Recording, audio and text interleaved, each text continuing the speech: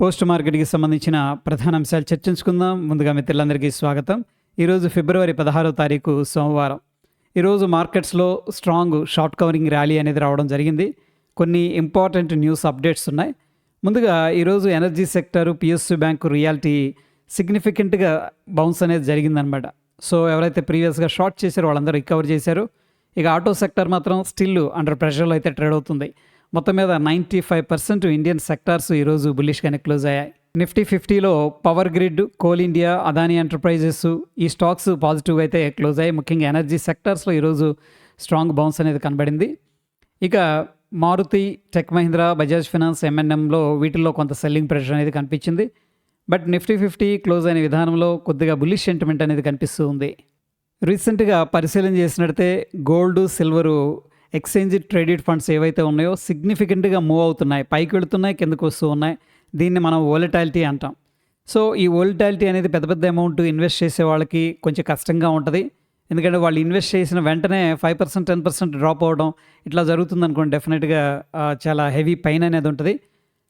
దాన్ని తగ్గించడానికి సెబీ ఏంటంటే కొన్ని ప్లాన్స్ అనేది ఇంప్లిమెంట్ చేయాలని చెప్పేసి ప్లాన్ చేస్తుంది.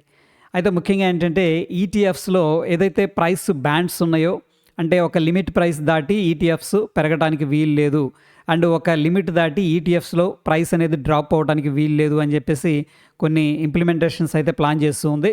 సో దీనివల్ల ఏంటంటే ఈటీఎఫ్స్లో వోలటాలిటీ తగ్గే అవకాశం ఉంది. టొరెంట్ పవర్ ఈ కంపెనీ నభా పవర్ అనే కంపెనీని అయితే 6,889 కోట్ల రూపాయలకి బై చేయడానికి అయితే ప్లాన్ చేస్తూ ఉంది.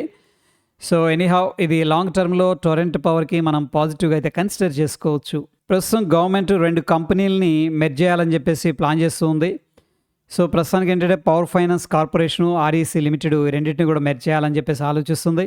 దీనివల్ల ఎఫిషియెంట్గా పవర్ ప్రాజెక్టులకి ఫండింగ్ చేయడానికి, ఫైనాన్స్ చేయడానికి ఆస్కారం ఉంటుందని చెప్పేసి అందరూ కూడా ఎక్స్పెక్ట్ అయితే చేస్తున్నారు. రెలిగేర్ ఎంటర్ప్రైజెస్ షేర్స్ ఈరోజు 2.5% దాకా నెగిటివ్గా ట్రేడ్ అయ్యాయి. ప్రస్తుతం ఏంటంటే ఈ కంపెనీ డీమెర్జర్ అనేది అనౌన్స్ చేసింది.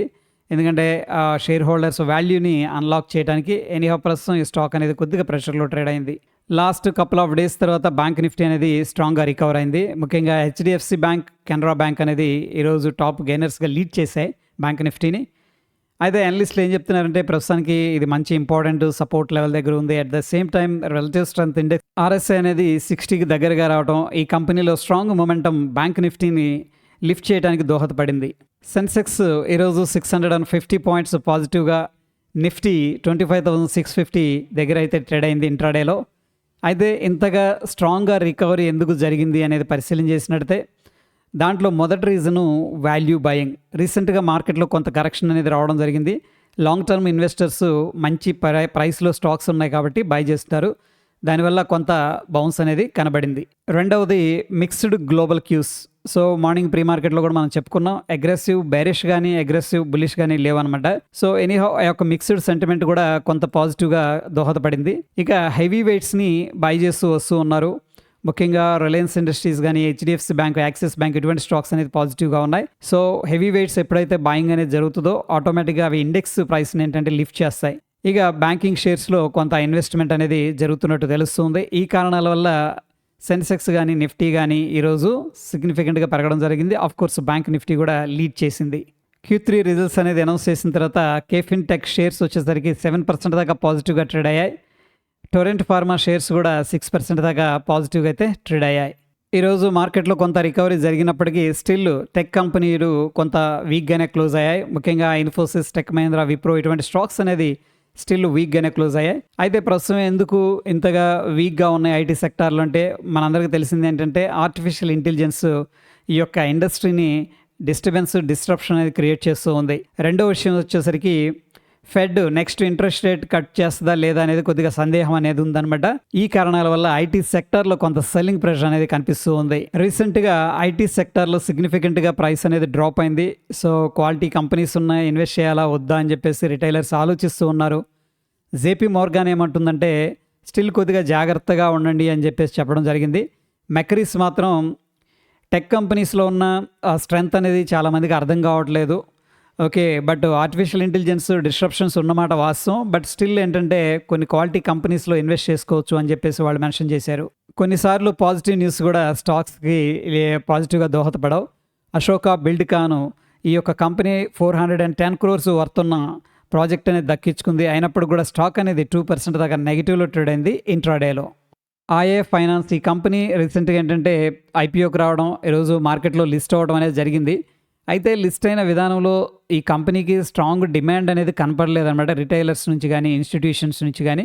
యాజ్ ఆఫ్ నౌ ఒక సైలెంట్‌గా లిస్ట్ అయింది. అంటే గెయిన్స్ లేవు, పెద్దగా లాసెస్ కూడా లేదు. ఒక సైలెంట్‌గా ఇది లిస్ట్ అయిందనమాట. హిందుస్థాన్ యూనిలీవర్ నుంచి క్వాలిటీ వాల్స్ అనేది డీమెర్జర్ జరిగింది. సో ప్రస్తుతానికి 27% డిస్కౌంట్లో ఏంటంటే ఈ యొక్క ప్రైస్ అనేది అడ్జస్ట్ అనేది చేయబడింది. ఓలా ఎలక్ట్రిక్ ఈ కంపెనీకి సంబంధించిన షేర్స్ ఈరోజు 7% దాకా నెగిటివ్గా ట్రేడ్ అయ్యాయి. వీళ్ళ యొక్క Q3 రెవెన్యూ అనేది చాలా తగ్గిపోయింది. బ్రోకరేజ్ సంస్థలు ప్రస్తుతం ఈ స్టాక్ ఇంకా 35% కిందకు వెళ్ళడానికి ఛాన్స్ ఉందని చెప్పేసి నెగిటివ్గా మెన్షన్ చేయడం జరిగింది. ఎనీహౌ రిజల్ట్స్ బాగాలేదు. దాని తర్వాత బ్రోకరేజ్ సంస్థలు కూడా నెగిటివ్గా ఉన్నాయి కాబట్టి స్టాక్ అనేది అండర్ ప్రెషర్లో ట్రేడ్ అయింది. నిఫ్టీకి సంబంధించిన ఓపెన్ ఇంట్రెస్ట్ అనేది పరిశీలన చేద్దాం. ముందుగా స్పాట్ వచ్చేసరికి 25,682 దగ్గర క్లోజ్ అయింది. పుట్ కాల్ రేషియో అనేది 1.07 అని చూపిస్తుంది. మార్కెట్ యొక్క sentiment based on the open interest అయితే బుల్లిష్గా కనిపిస్తుంది. బ్యాంక్ నిఫ్టీ స్పాట్ 60,993 దగ్గర క్లోజ్ అయింది. రఫ్గా 61,000 అనుకోవచ్చు. పుట్ కాల్ రేషియో 1.14 అనేది చూపిస్తుంది. మార్కెట్ యొక్క sentiment based on the open interest బుల్లిష్గా ఉంది. సెన్సెక్స్ స్పాట్ 83,294 దగ్గర క్లోజ్ అయింది. పుట్ కాల్ రేషియో 1.14 అని చూపిస్తుంది. మార్కెట్ యొక్క sentiment based on the open interest బుల్లిష్గా ఉంది. నిఫ్టీ, బ్యాంక్ నిఫ్టీ, సెన్సెక్స్ 3 ఇండెక్స్లు కూడా based on the open interest అయితే బుల్లిష్గా కనిపిస్తున్నాయి. ఇండియా విక్స్ అనేది పరిశీలన చేసినట్లయితే 0.28% ఇండియా విక్స్ రైజ్ అయింది. ప్రస్తుతానికి ఇండియా మార్కెట్స్ అనేది కొద్దిగా వోల్టైల్గా ఉన్నాయని చెప్పేసి చెప్తూ ఉంది. డాలర్ ఇండెక్స్ వచ్చేసరికి స్టేబుల్గా కనిపిస్తుంది. ఇక Dow Jones industrial average futures నిన్నటి రోజున వీక్గా ఉన్నాయి. ఈ రోజు అయితే పాజిటివ్గా కనిపిస్తున్నాయి. మనం చూస్తున్న సమయానికి 256 పాయింట్లు పాజిటివ్గా ఉంది. నిఫ్టీ అనేది పరిశీలన చేసినట్టయితే స్ట్రాంగ్ గ్యాప్ డౌన్, దాని తర్వాత రెడ్ క్యాండిల్, ఈరోజు వచ్చేసరికి బుల్లిష్ ఎంగల్ఫింగ్ క్యాండిల్ అనేది కనబడుతుంది. మొత్తం మీద కొంత రికవరీ అయితే జరిగింది. 25,537 స్ట్రాంగ్ సపోర్ట్ ఉండే అవకాశం ఉంది. 25,838 అనేది రెసిస్టెన్స్ కనిపిస్తుంది. బ్యాంక్ నిఫ్టీ విషయానికి వచ్చేసరికి చాలా పెద్ద గ్రీన్ క్యాండిల్ ఇది.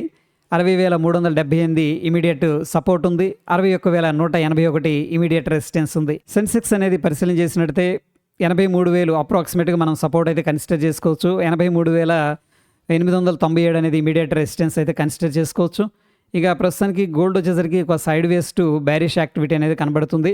అఫ్కోర్స్ న్యాచురల్ గ్యాస్ అండర్ ప్రెషర్లో ఉంది. క్రూడ్ ఆయిల్ వచ్చేసరికి సైడ్ వేస్లో ఉంది. మొత్తం మీద అబ్జర్వ్ చేసినట్టయితే ఈరోజు ఇండియన్ మార్కెట్స్లో సిగ్నిఫికెంట్గా రికవర్ అనేది కనబడింది. ప్రాబ్లీ షార్ట్ టర్మ్లో ఈ మొమెంటం అనేది కొనసాగడానికి ప్రాబిలిటీ అయితే కనిపిస్తూ ఉంది. సో ఇది ఫ్రెండ్స్ పోస్ట్ మార్కెట్కి సంబంధించిన అప్డేట్స్. ఎటువంటి క్రిటికల్ అప్డేట్స్ ఉన్న టెలిగ్రామ్లో షేర్ చేస్తాను. ఫ్రెండ్స్ వీడియో నచ్చిందనుకోండి తప్పకుండా లైక్ చేయండి. మరొక ఇంట్రెస్టింగ్ ఎపిసోడ్ మళ్ళీ కలుసుకుందాం. Stay tune. ధన్యవాదాలు.